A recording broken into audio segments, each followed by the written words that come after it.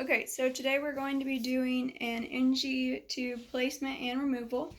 And first you would want to start off with your hand hygiene as normal. Do your standard precautions like your 3 checks and your 5 rights. And obviously your hand hygiene, like I said before we start. Um, and before you do start, you want to go ahead and get your patient into high Fowler's position so it's easier access for the tube to go into the right placement. I'm going to go through the supplies that you'll need. So obviously your tubing, your Salem sump here. I've already opened it because I've done more than one try. So we got our tubing.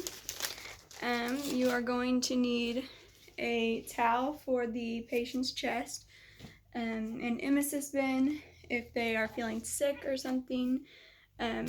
You'll need water for your patient, a paper clip or a rubber band. You will need gauze and your syringe, obviously, for your removal. Okay, first we're going to measure our tubing. So we got our tubing here and it's wrapped up. Okay, there we go.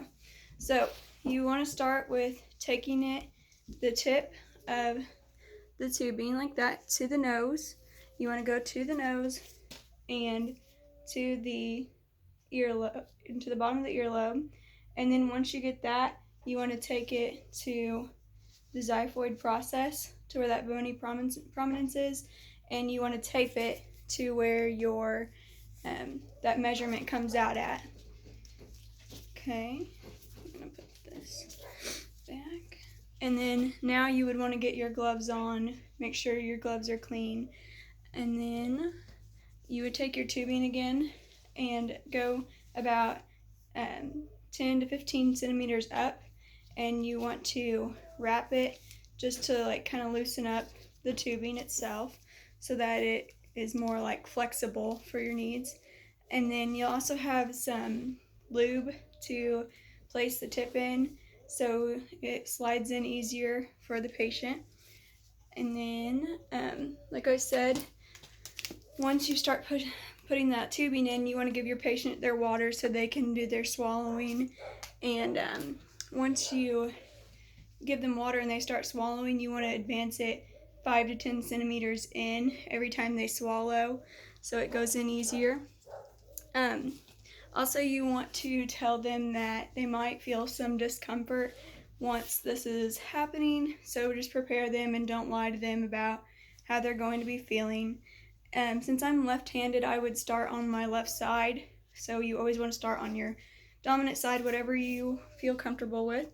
You want to start your tubing curved downward and going like lateral towards the ear, and you want to go until you get into the sorry, my paper's messed up, to your nasopharynx. So you'll feel some resistance once you get there, but then you want your patient to start doing that swallowing and getting it advanced in. Okay. And their neck is going to be like hyperflexed at this point, and you want to make sure that they're like get their chin down to their chest so that it goes in easier.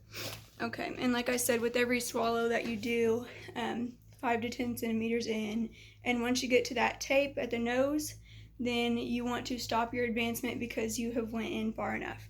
And to check that it's in the right like area, you want to check like their pH level and check for aspirating. Okay, and then once this tubing is in, you want to connect it to like if they have any drainage, whatever they have going on, and like clamp it off if it needs to be clamped off, whatever they need really, or what's specific for them. Once you get all that done, you want to take your tape and stuff like that, and you can tape it to the nose. So like they usually have like maybe prepackaged tape or something, but this is something that you can do. I have this like torn, and you would place the big part on the person's nose and then use the the strips. You would want those to go around the tubing so that you can get that stuck on there. and then again secure it to the clothing and in the skin to make sure it doesn't get pulled out or anything. So once you have it in, give them their call light, make sure they're comfortable, do your routinely checks on them to make sure that your tube is working okay, and do your hand hygiene so you can go back to work, whatever you're doing. And then I think that's everything for the placement. So for the removal, we've done our hand hygiene, so we're going to dispose of those. And then obviously we would wash our hands again and get on a new pair of gloves here.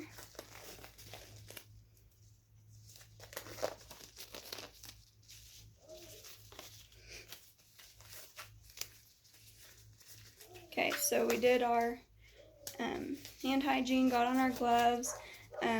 Again, we want to make sure we're back into that high Fowler position so it's easier access, so you remove the tubing and everything like that.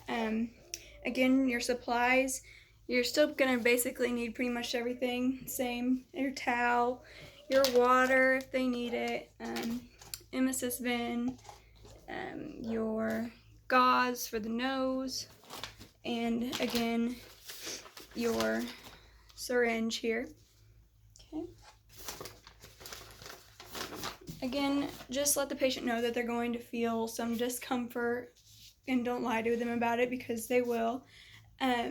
Also, before you take the tubing out, you want to make sure everything's disconnected. So like if they had drainage, make sure that's off. Get the tape off of their tubing, everything like that, off their clothing.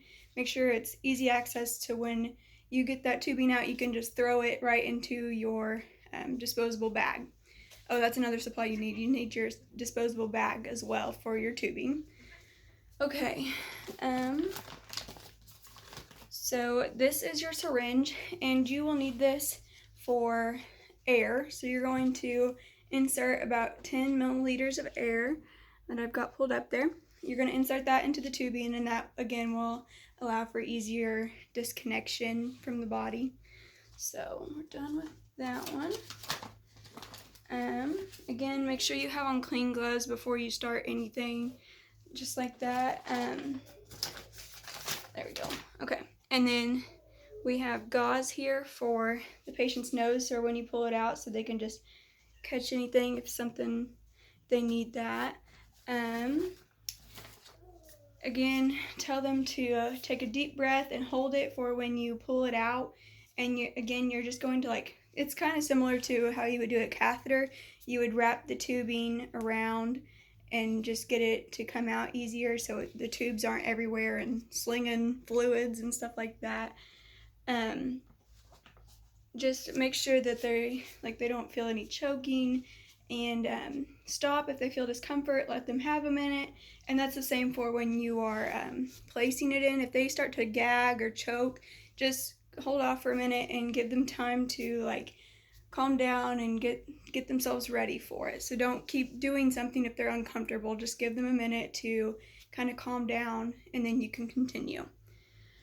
Okay, I don't have any with me, but you would give them tissues, you'd give them water, everything pretty much standard basic stuff that you would normally do. Give them their call light, do hand hygiene, stuff like that.